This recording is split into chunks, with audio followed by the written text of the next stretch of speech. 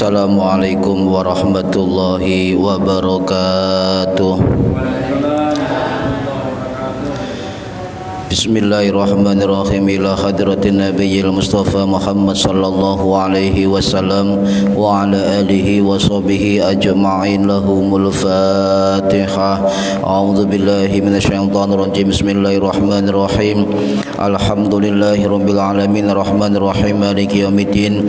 Iyyaka na'budu wa iyyaka nasta'in. Ihdinas siratal mustaqim siratal ladzina an'amta 'alaihim ghairil maghdubi 'alaihim waladdallin. Rabbi firli wa liwalidayya amin. Hadiyatan li sayyidina Jibril wa Mikail wa Israfil wa Isra'il wal malaikatil mukarrabin wal hafadhah wal karubin wa ila hadratin nabiyullah Khidir alaihi salam. Lahumul fatihah. A'udzu billahi minasyaitonir rajim. Bismillahirrahmanirrahim. Alhamdulillahi rabbil alamin arrahmanir rahim maliki yaumiddin. Iyyaka na'budu wa iyyaka nasta'in. Ihdinas siratal mustaqim siratal ladzina an'amta 'alaihim ghairil maghdubi 'alaihim waladdallin. Rabbi firli wa liwalidayya amin. Hadiyatan minna ila arwahi masyayikhina wa li muallimina wa li murabbi ruhina wa liman ajazana wa li mursyidina wa li ulamaina wa li muassis nahdlatul ulama ajma'in wa li awliyatis ati wa li songo ajma'in, khususan ila sultanil awliya Syekh Abdul Qadir Al-Jilani radhiyallahu anhu wa khususan ila musannif kitab Bulughul Maram Al-Imam Al-Hafidh Ibnu Hajar Al-Asqalani Asy-Syafi'i rahimahullah wa usulihim wa furu'ihim wa aswajihim wa dzurriyyatihim wa silsilatihim wa muridihim wa muhibbihim wa jama'iyatihim radhiyallahu anhum. Syaulillahi lana wa lahumul fatihah. A'udzu billahi minasyaitonir rajim. Bismillahirrahmanirrahim. Alhamdulillahi rabbil alamin arrahmanir rahim maliki yaumiddin. Iyyaka na'budu wa iyyaka nasta'in. Ihdinas siratal mustaqim siratal ladzina an'amta 'alaihim ghairil maghdubi 'alaihim waladdallin. Rabbi ighfirli wa liwalidayya amin. Tsumma ila abaina wa ummahatina wa jaddatina wa jaddatina wa ila ruhi man fataha hadhil qaryah wa man aqamaha wa li jami'il muslimina wal muslimat wal mu'minina wal mu'minat al ahya'i minhum wal anwat wa farahumullah. Lahumul fatihah. A'udzu billahi minasyaitonir rajim. Bismillahirrahmanirrahim. Alhamdulillahi rabbil alamin arrahmanir rahim maliki yaumiddin. Iyyaka na'budu wa iyyaka nasta'in. Ihdinas siratal mustaqim siratal ladzina an'amta 'alaihim ghairil maghdubi 'alaihim waladdallin. Rabbi ighfirli wa liwalidayya amin. Bi barakati majelis ilmu, mugi-mugi kita lan keluarga kita sedaya diparingi sehat wal afiat lahir batin, kathah lan barokah rezekine, selamat dunya akhirat lan boten wonten alangan lan gangguan menapa-menapa. Bi barakatil Fatihah. A'udzu billahi minasyaitonir rajim. Bismillahirrahmanirrahim. Alhamdulillahi rabbil alamin arrahmanir rahim maliki yaumiddin. Iyyaka na'budu wa iyyaka nasta'in. Ihdinas siratal mustaqim siratal ladzina an'amta 'alaihim ghairil maghdubi 'alaihim waladdallin. Rabbi ighfirli wa liwalidayya amin. Astaghfirullah rabbal baraya. Astaghfirullah minal khotaya.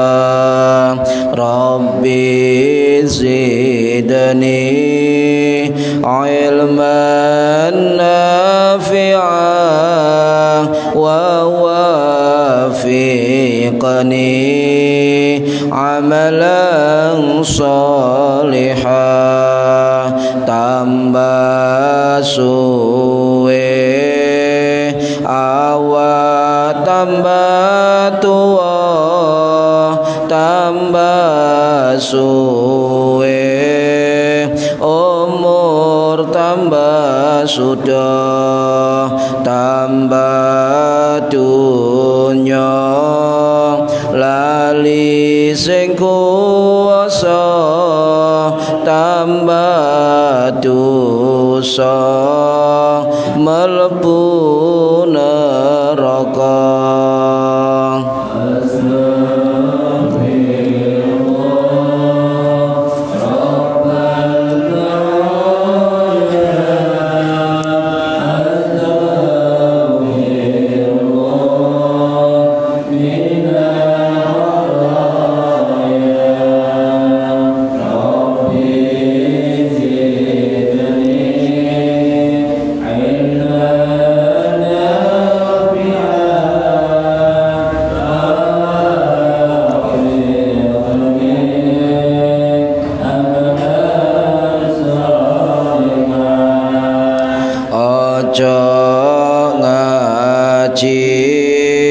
Semaya tua durung karuan umurmu dawa aja ngaji semaya sugih durung sugih nyawa wis mulih.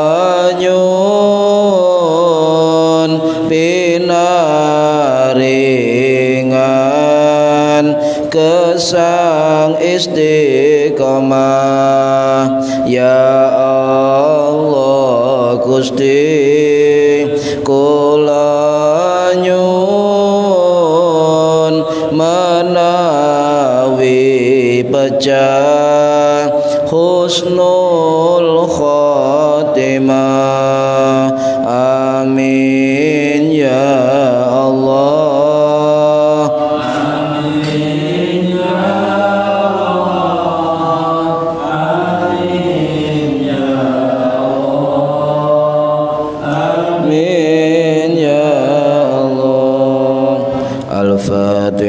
A'udzu billahi minasyaitonir rajim. Bismillahirrahmanirrahim. Alhamdulillahi rabbil alamin arrahmanir rahim maliki yaumiddin. Iyyaka na'budu wa iyyaka nasta'in. Ihdinas siratal mustaqim. Siratal ladzina an'amta 'alaihim ghairil maghdubi 'alaihim waladdallin. Rabbighfirli wa liwalidayya amin. A'udzu billahi minasyaitonir rajim. Bismillahirrahmanirrahim.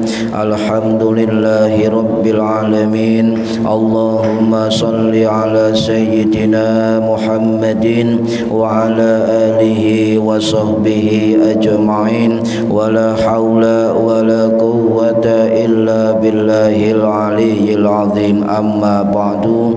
Ingkang kawula hormati para bapak, para ibu, jamaah pengajian kitab Bulughul Maram, mudah-mudahan yang hadir dan yang mendengarkan mendapatkan barokah, maslahah wa ni'mata wassalamah wassa'adah wassafa'ah fid dini wad dunya wal akhirah. Amin ya rabbal alamin. Mari yang belum niat diniati golek ilmu lillahi ta'ala. Para hadirin yang saya hormati, masih halaman 13. Halaman 13 hadis yang ke-11. Bismillahirrahmanirrahim. Wa an ibni Umar, lan saking sahabat Ibnu Umar, radhiya muga-muga ngridani sapa Allahu Gusti Allah anhu marang sahabat Ibnu Umar. Qala dawuh sapa Ibnu Umar, qala dawuh sapa Rasulullah sallallahu alaihi wasallam, ukhillat dan halalaken lana bagi kita apa maitatani dua bangkai, wadamani lan dua darah. Fa ammal maitatani lan anapun utawi bangkai kalih, fal jaradu mongko iku belalang, wal hutu lan iwak ten laut. Wa ammat jamani lan anapun utawi getih loro, fal kabidu mongko iku ati ya, watihalu lan jantung. Akhrajahu ngetono ing hadis sapa Ahmadu Imam Ahmad bin Hambal atau Imam Hambali rahimahullah, wa Ibnu Majah lan Imam Ibnu Majah rahimahullah, wa fihi dha'fun dan dalamnya ada kelemahan. Para hadirin rahimakumullah, terkait dengan hadis ini, hadis masyhur ini kalau tidak kita sadari ini terkait dengan makanan kita sehari-hari. Nggih. Makanan kita sehari-hari, terutama ibu-ibu sing seneng jeruan. Niki mangke kula dudukno dalile ya mangan jeruan. Cek mantep ngoten nggih. Sing seneng soto babat cek mantep nyotoe kan ngoten nggih. Wis gatek mamang. Para hadirin rahimakumullah, Ibnu Umar ya, pernah pertemuan sebelumnya sudah saya jelaskan banyak hal tentang kehidupan beliau ya.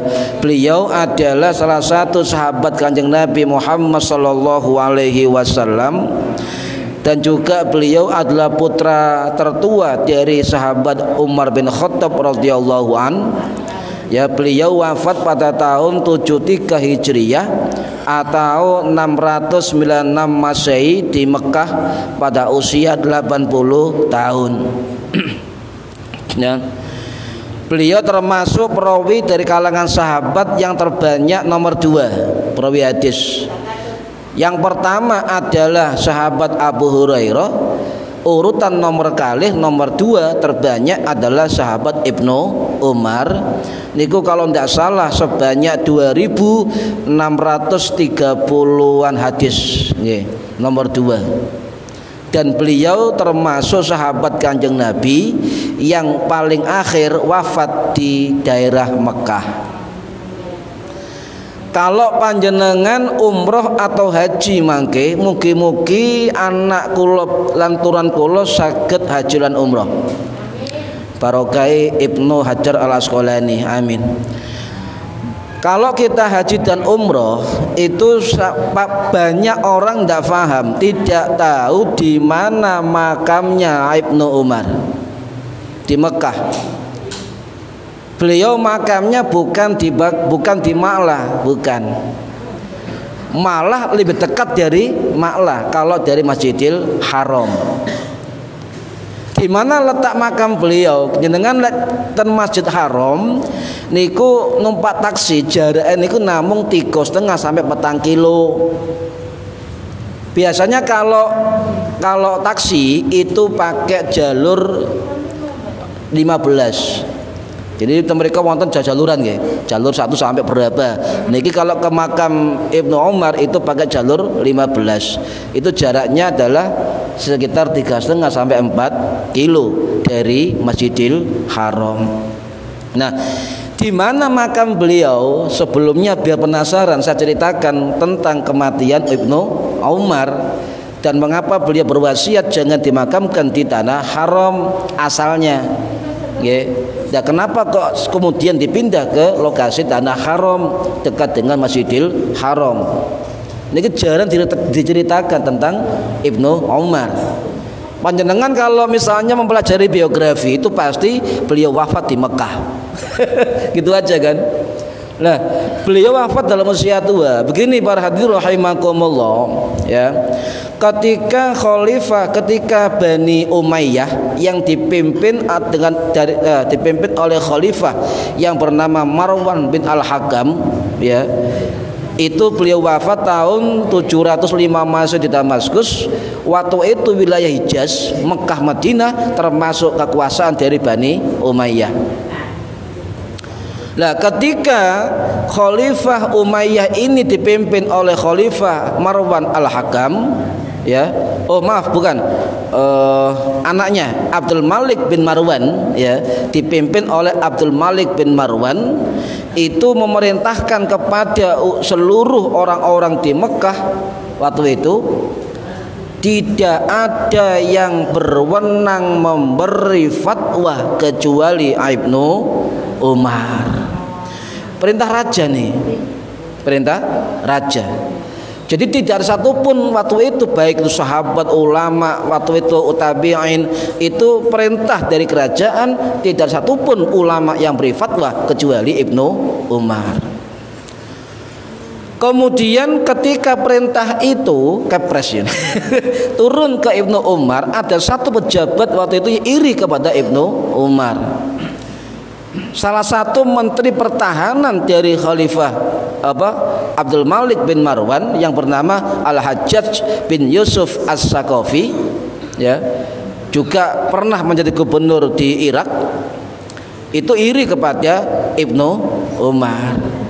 Padahal Ibnu Umar sudah sepuh, Pak, usia kurang lebih 79-80an tahun lebih nih kan, ulama sepuh.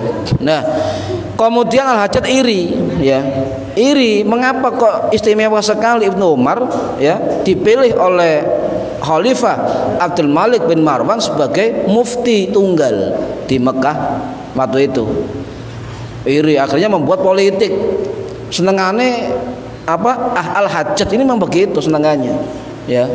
Jadi jangan kaget ketika ada di pemerintahan selalu ada orang begini. Ada istimewa iri dan itu di negara-negara seperti itu. Akhirnya dia mengutus intelijen, ya, yang orang dekat Al-Hajjaj untuk bisa membunuh Ibnu Umar. Nah, ini yang bahaya, Pak, hati-hati. Sudah ada zaman dulu seperti itu. Akhirnya disiapkan tombak yang berisi, tombak kecil yang berisi beracun, Pak, tombak itu. Kemudian waktu lengahnya Ibnu Umar radhiyallahu an itu dikena kakinya. Akhirnya jatuh sakit, singkatnya jatuh sakit. Ibnu Umar ini jatuh sakit, pura-pura Al-Hajjaj ini nyambangi Ibnu Umar. Sakit apa? Disambangi. Ibnu Umar itu waliullah, tahu siapa yang memerintah. Dalam kitab itu dijelaskan, dalam kitab At-Tabaqatul Kubra karangannya Imam Ibnu Sa'ad rahimahullah yang wafat tahun 845 Masehi di Baghdad. Jadi sejarah ini dalam kitab tahun 800-an Masehi. Sekarang jarang diterjemahkan, ya. Nah, kemudian Ibnu Umar mengatakan kepada Al-Hajjaj selaku Menteri Pertahanan waktu itu, ya, Anda yang membunuh saya. Gitu, Pak. Nah, dari mana beliau tahu? Wallahu a'lam. Kemudian memerintahkan kepada santrinya, masyarakatnya, ya, jika saya nanti meninggal dikubur, jangan dikubur di tanah haram.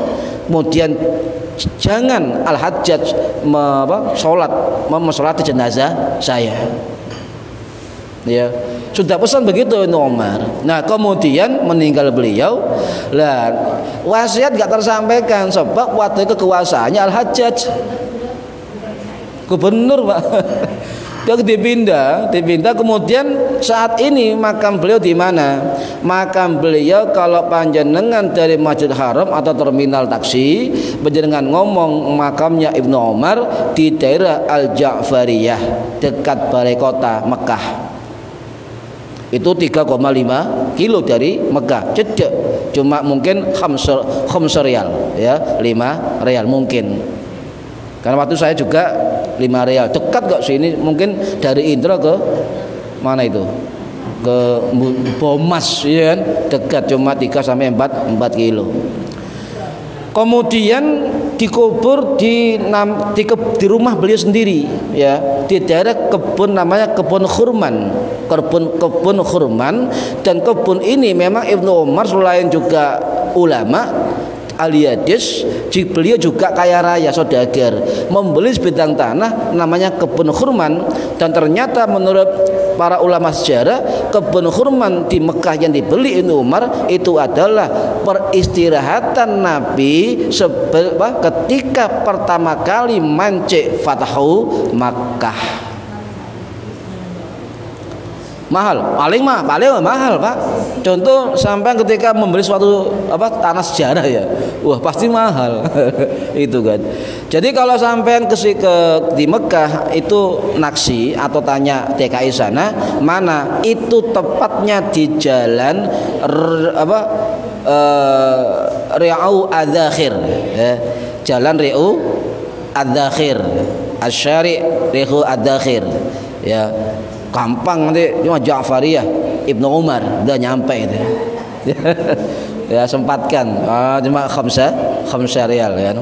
Kalau berdua 2,5 rial. Per 5 sak rialan. Cukup. Ya, bisa masuk bisa. Cuma di tembok gitu ya. Tapi gagal tabaruk ya. Nggih, tabaruk ke Ibnu Umar. Lah jarang jamaah haji atau orang ziarah itu ke sini Pak, sebab tidak tahu. Dikira makamnya Ibnu Umar itu ada di Ma'la, bukan. Di jalan Ri'au Adzakhir, daerah Al-Ja'fariyah, gampangannya dekat balai kota Mekah. Dekat kantor wali kota Mekah. Kalau di Mekah di Arab itu tidak ada bupati wali kota. Setiap kota kabupaten itu gubernur Pak di sana itu. Gubernur namanya. Nah, ini para hadirin rahimakumullah, kok cerita Ibnu Umar. Mumpung saya menemukan ya sejarah ini biar kita paham. Nah, mengapa kita tabarukan ke Ibnu Umar? Sebab salah satu sahabat yang paling gemar tabaruk itu Ibnu Umar. Senengannya kalau kemana-mana itu pasti ya, misalnya ada batu yang tempat duduknya Nabi, pasti dia duduk di situ tabaruk, dicium. Ada pohon kurma yang bisa komunikasi dengan menangis ya, kurma yang bisa atau dilewati Nabi, pasti dia menghampiri. Itu ahli tabarruk ya. Nah, kemudian sahabat Ibnu Umar ini selain ahli tabarruk ya, selain ahli tabarruk ya, beliau juga sering juga berkunjung ke makam Kanjeng Nabi. Jadi ketika dari Mekah berdagang, pasti beliau mampir di Madinah. Pasti di Madinah. Nah, ini sebuah kandungan hikmah. Barangkali panjenengan selaku santri atau murid ketika melewati kota atau wilayah gurunya mampir. Ya, ini sunnah sahabat ya. Mampir, ono kiai ke guru tak mampir ya. Atau ke makam orang-orang soleh ketika dilewati. Ini juga beliau selalu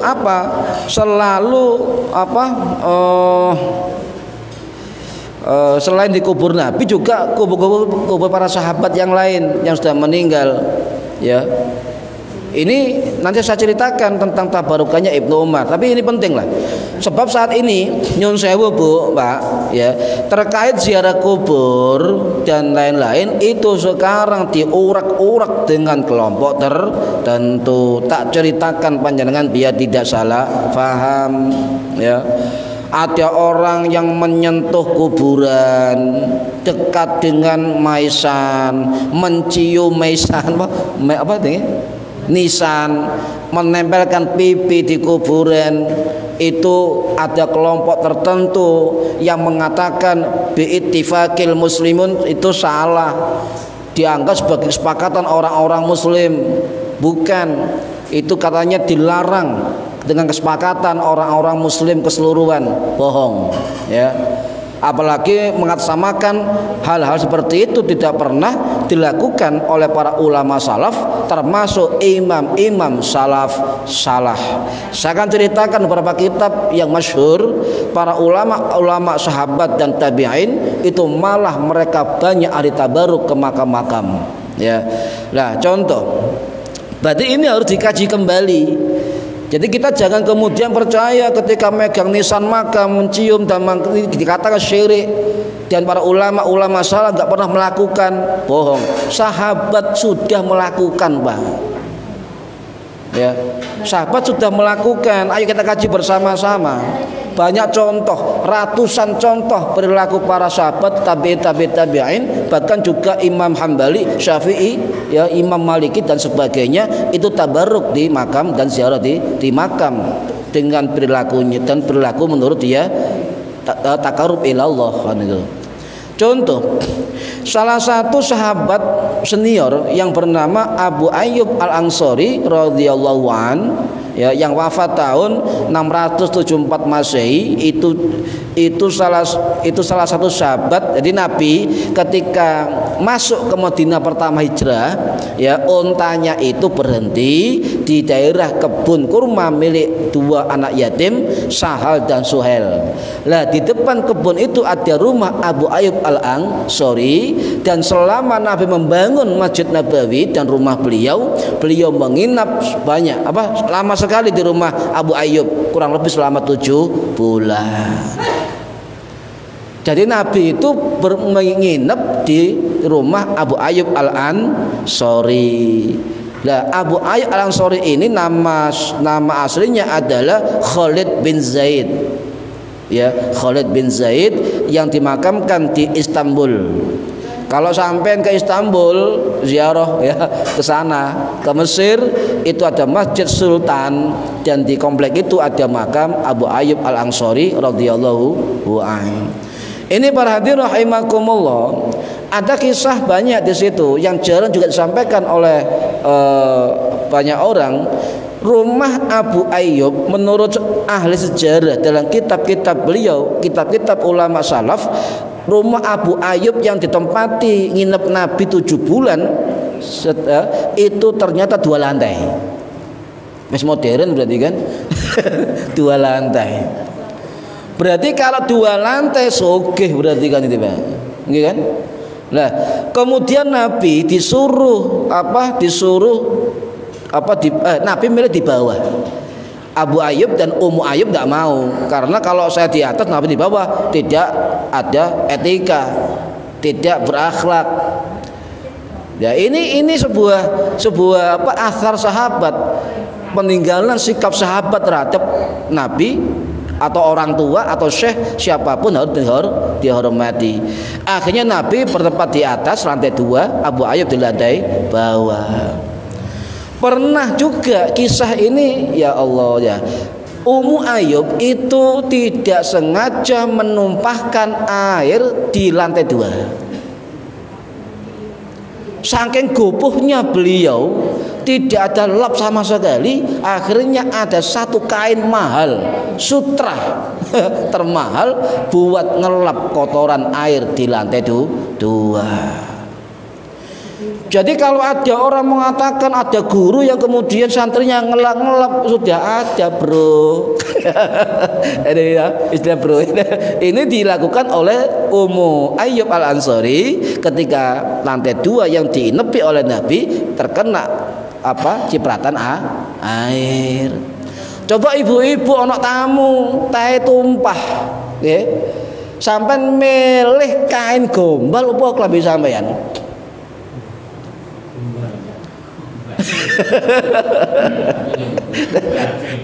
Ada kiai di rumah sampean, ya, ulama, teh tumpah, kopi tumpah, jenengan jukuk tisu apa jukuk pakaian sing mahal? Ya tisu lah ya eman loh. Ya ibu-ibu eman, bapak-bapak juga eman, apa sementing ono deh kan. Ini sudah ada semua. Insya Allah Pak, kalau kita kaji ulama-ulama salaf, perilaku beliau-beliau sudah ada semua kok itu. Cuma masalahnya informasi keilmuan mereka, sejarah mereka belum sampai kepada kita. Keterbatasan orang-orang yang menyampaikan informasi kitab-kitab mereka. Paham ya? Ini para hadirin rahimakumullah. Jadi waktu itu gini ceritanya, itu pada masa Madinah Mekah dikuasai oleh Bani Umayyah dengan khalifah namanya Khalifah Marwan bin Al-Hakam. Bapaknya tadi ya. Itu ketika Marwan Al-Hakam ini mengunjungi Madinah di makam Nabi, beliau kaget ada seorang tua yang menempelkan pipinya di makam Kanjeng Nabi. Ini riwayat masyhur Pak, Bu, ya. Ini riwayat dari Imam Hambali, juga riwayat dari Imam At-Tabarani, juga riwayat dari Imam Abu Huzaimah, ya, dan sebagainya. Ketiga At-Tabarani kemudian Uzaimah ini ahli hadis bermadzhab Syafi'i, ya. Dan hadis ini nanti saya ceritakan, itu beberapa ulama hadis itu menyatakan sahih riwayatnya, termasuk menurut Imam Al-Hakim An-Naisaburi dalam kitab Al-Mustadrak, termasuk bermadzhab Syafi'i. Juga riwayat nanti ini saya ceritakan riwayat dari sahih menurut Imam Az-Zahabi Asy-Syafi'i rahimahullah dalam kitab Syiar A'lamin Nubala yang wafat tahun 1348 Masehi di Damaskus. Juga termasuk keterangan dari Jalaluddin As-Suyuti, ya, Asy-Syafi'i rahimahullah yang wafat tahun 1505 Masehi di Kairo, Mesir. Banyak ulama-ulama yang meriwayatkan ini, ya. Jadi gini ceritanya. Khalifah Marwan bin Al-Hakam atau Marwan Al-Hakam, ya, itu khalifah Bani Umayyah yang keempat, yang wafat tahun 685 Masehi di Damaskus, ya. Kemudian ketika beliau di Madinah, di Masjid Madinah, menemukan ada seorang tua yang menempelkan dan mencium makam Kanjeng Nabi, ya. Akbala Marwanu yauman, ya, fawajada rajulan, menemukan seorang laki-laki wadhi'an wajahu 'alal qabri, menempelkan, ya, pipinya di kubur Kanjeng Nabi. Didatangi oleh Khalifah Marwan, faqala, maka bertanya Khalifah Marwan, atadri ma tasna'u ma fa'aqbala alaih, ya, apa kamu enggak tahu mengapa kau mencium makam ini, ya, menempelkan, mencium, ya. Ternyata kaget ketika menoleh, ternyata fa idza huwa Abu Ayyubah. Wah, ternyata beliau sahabat senior Kanjeng Nabi, Abu Ayyub Al-Ansari. Menang akhirnya Khalifah Marwan. Kemudian ditanya begitu, atadri ma tasna'u faqbala alaih, apa kamu tidak tahu kalau ini mencium kubur gimana sampean itu kan, ya? Apa jawaban Abu Ayyub Al-Ansari? Jawabannya adalah faqala na'am, saya mencium, ya, makam ini, ya. Kemudian dia melanjutkan, jitu Rasulullah, saya mendatangi Rasulullah, ya, walam atil hajarah, saya tidak mendatangi batu. Jadi saya ini di sini mendatangi Rasulullah, bukan mendatangi batu. Akhirnya pergi Khalifah Marwan Al-Hakam. Ini cerita masyhur para hadirin rahimakumullah, ya. Sahabat yang sekelas Abu Ayyub Al-Ansari sudah menempelkan pipi dan mencium makam Kanjeng Nabi. Paham nggih?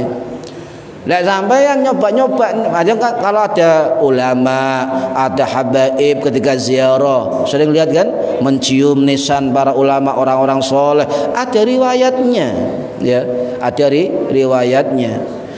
Ada lagi para hadirin rahimakumullah, ya, dalam kitab Fadlus Shalah, ya, ala Nabi Mustafa sallallahu alaihi wasallam, karangannya Imam Al-Qadhi Ismail Al-Baghdadi Asy-Syafi'i, beliau menceritakan sebuah hadis dalam kitabnya bahwa ini riwayat dari Nafi Maula Ibnu Umar.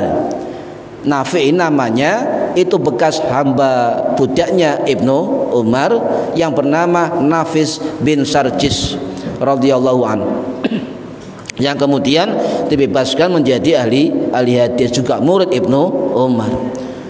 Nah, Nafi bercerita begini, apabila Ibnu Umar itu datang dari suatu perjalanan, ya, kemudian pasti berkunjung ke makam Nabi dan juga melakukan sholat 2 rakaat di masjid Nabi, kemudian mendatangi makam Kanjeng Nabi, bahkan ada riwayat membelakangi kiblat, ya, dan juga meletakkan tangan kanannya menyentuh makam Kanjeng Nabi dan mengucapkan salam pada Kanjeng Nabi, assalamualaikum ya Rasulullah, ambek jemok batu atau mesan.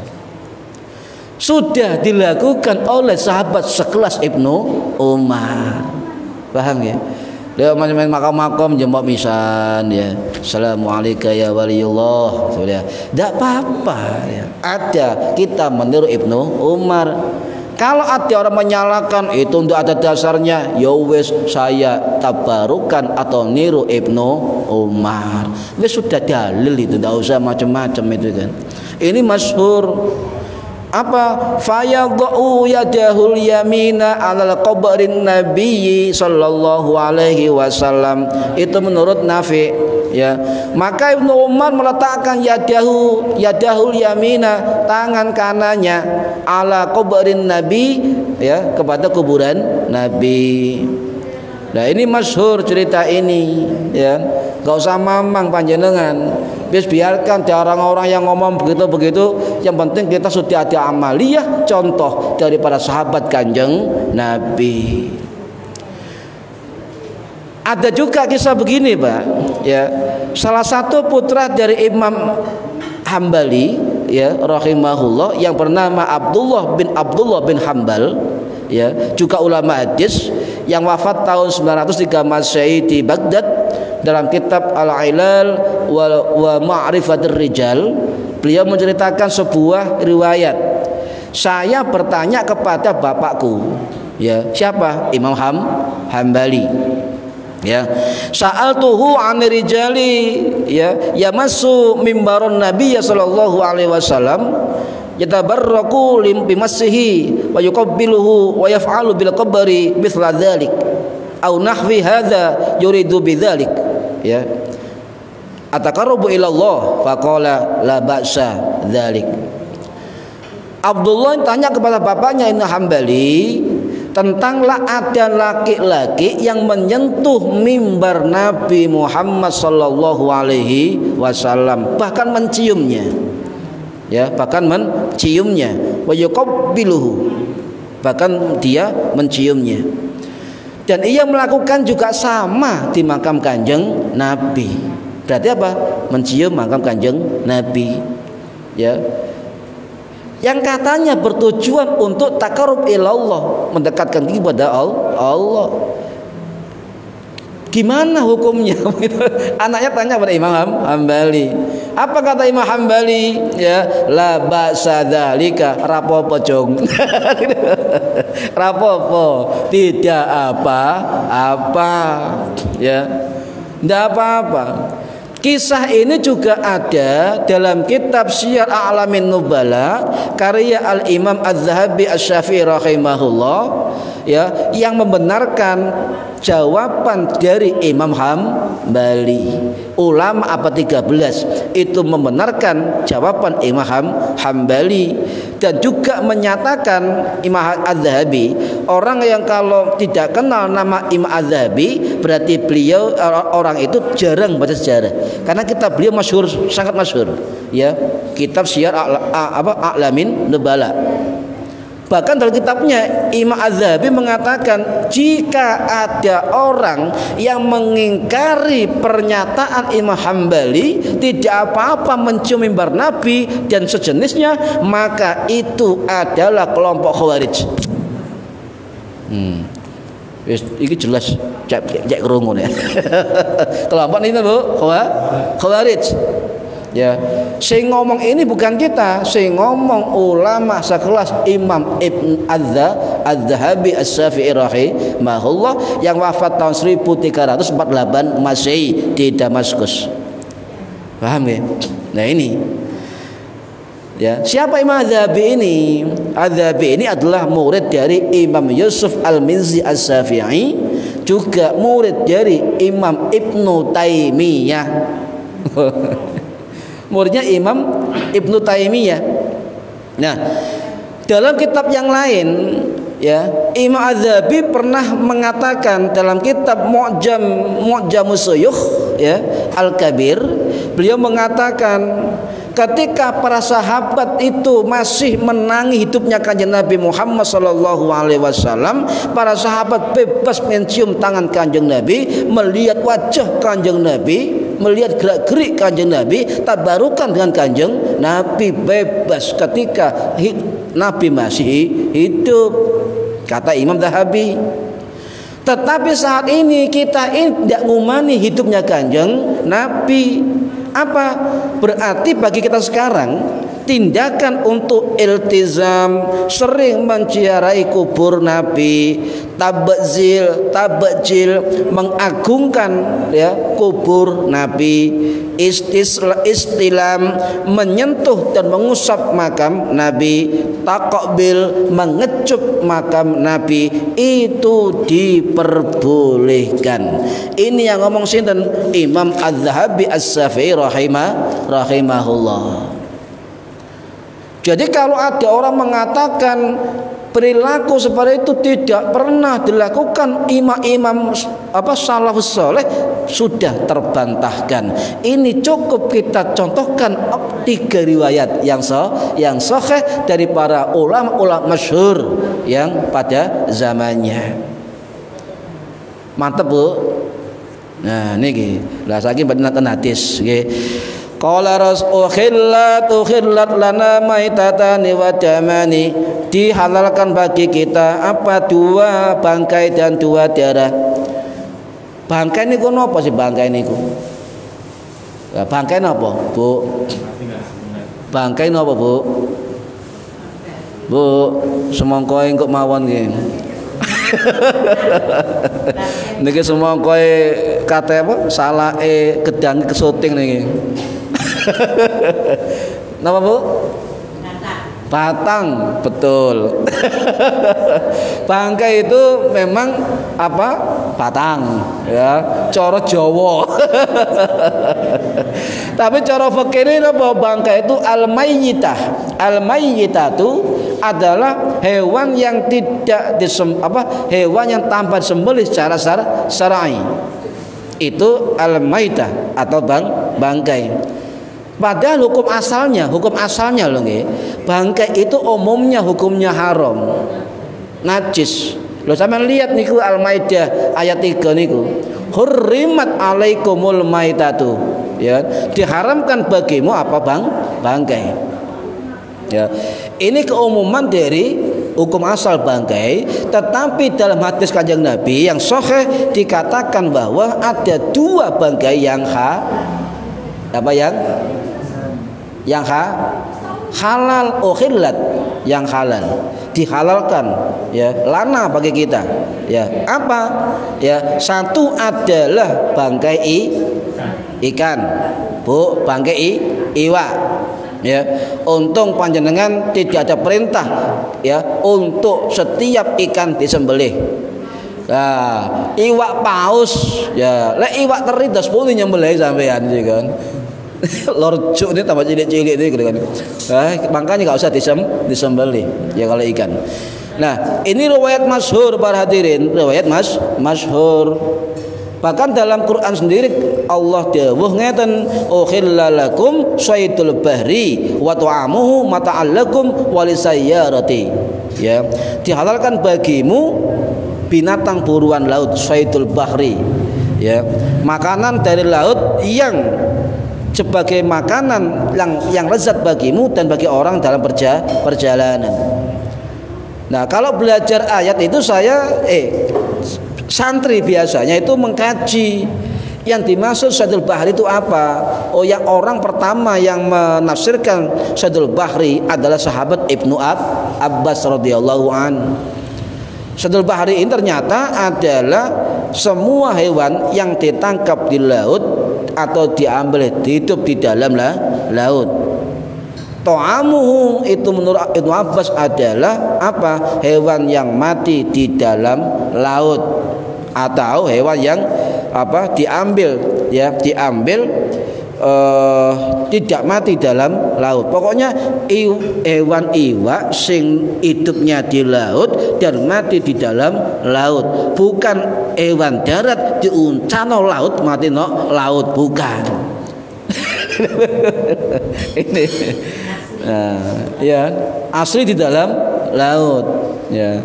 Yang kedua ini wis masyhur ya, ini hadis pertama sudah ada ya kemarin kitab ini.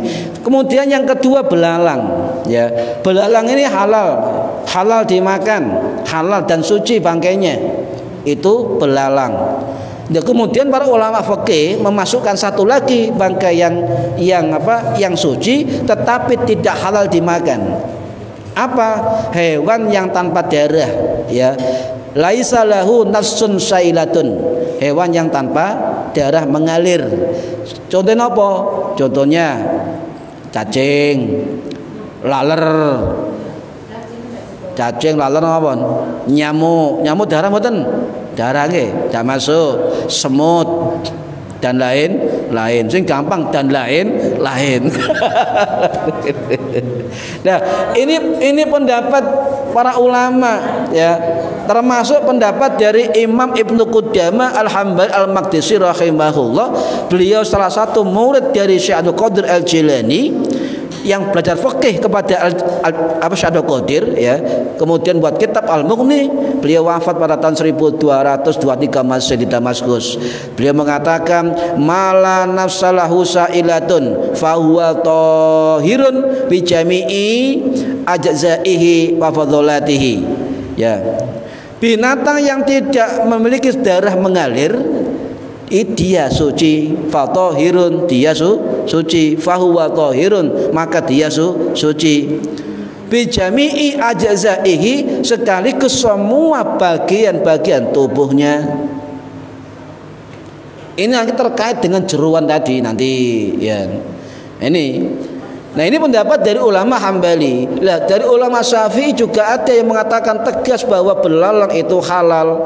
Termasuk pendapat dari Imam Ar-Ramli Asy-Syafi'i rahimahullah yang wafat tahun 1596 Masehi di Mesir dalam kitab Nihayatul Muhtaj Syarhul Minhaj. Ya, beliau mengatakan hampir sama dengan pendapat Ibnu Qudamah. Niki. Bu, cecek niku napa hukume?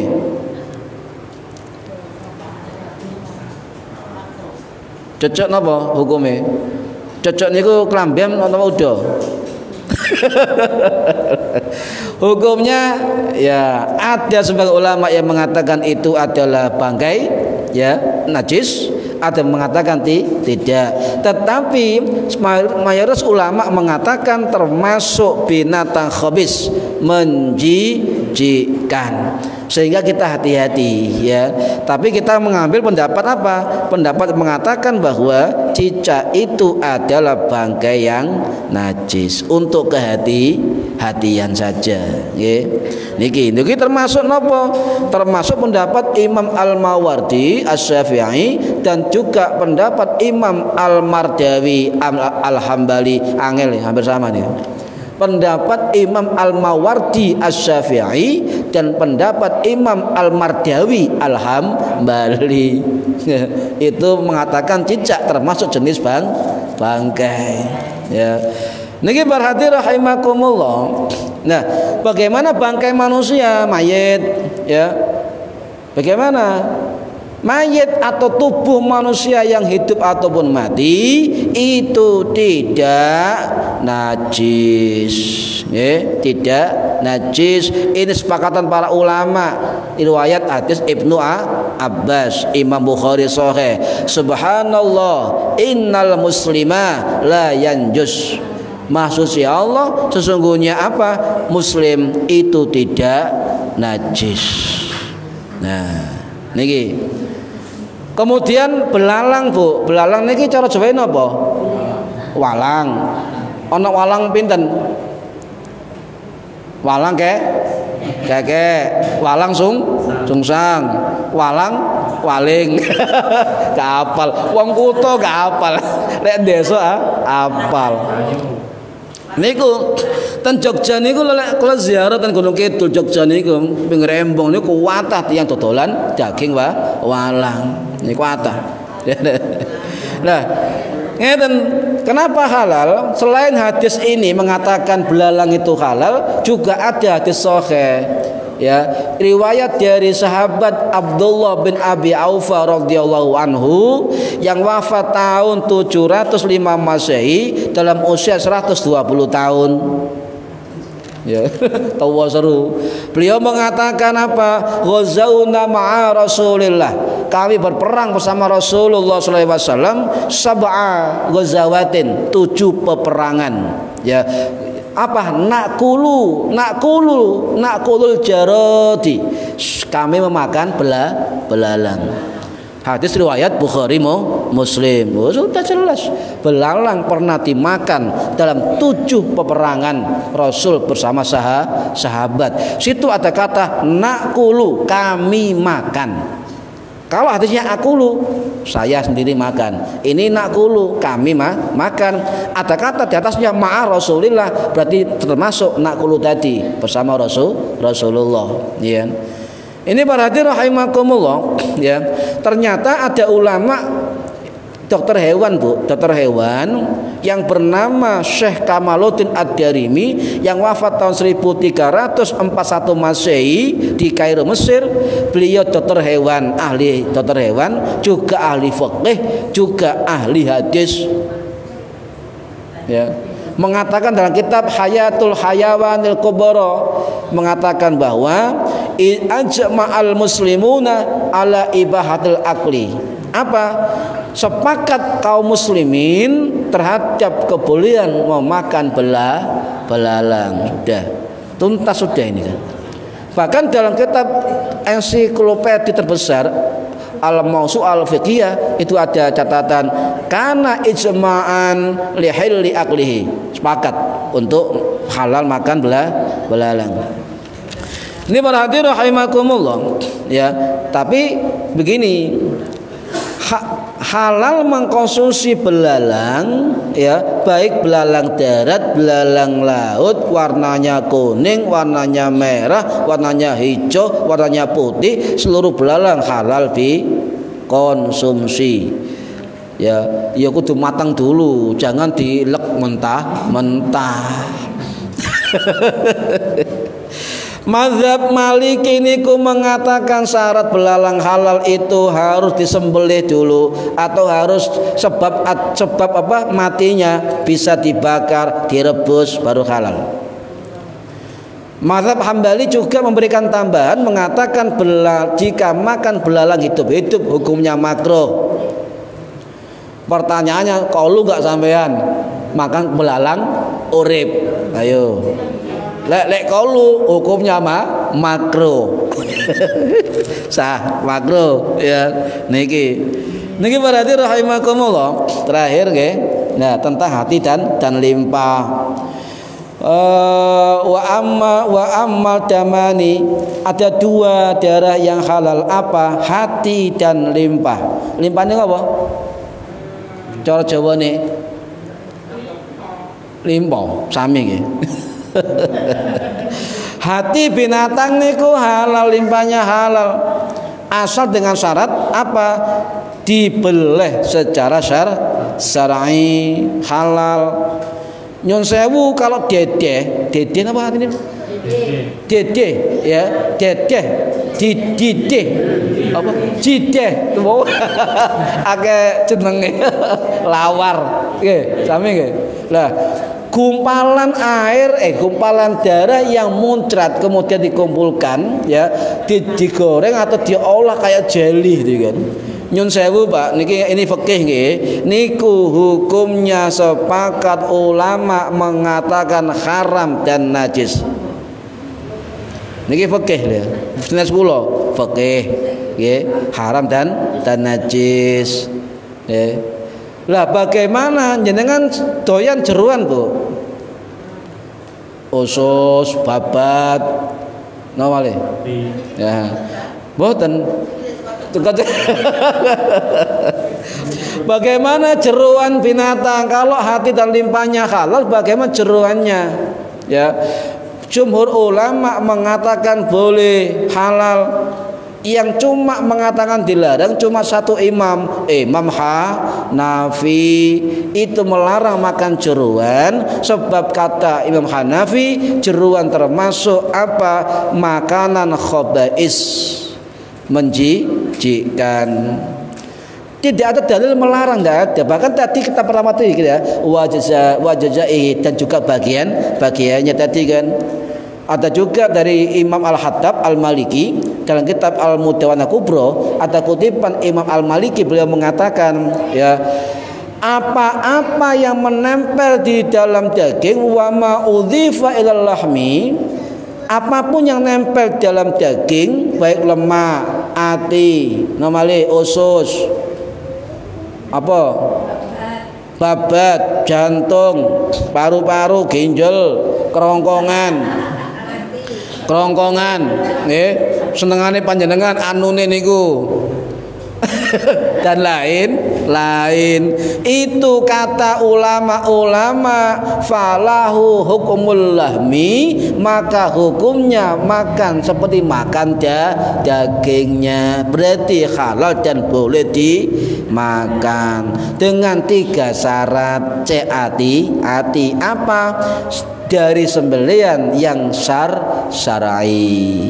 Yang kedua, dicuci dengan bersih. Ya, yang ketiga apa? Dimasak dengan baik dan matang.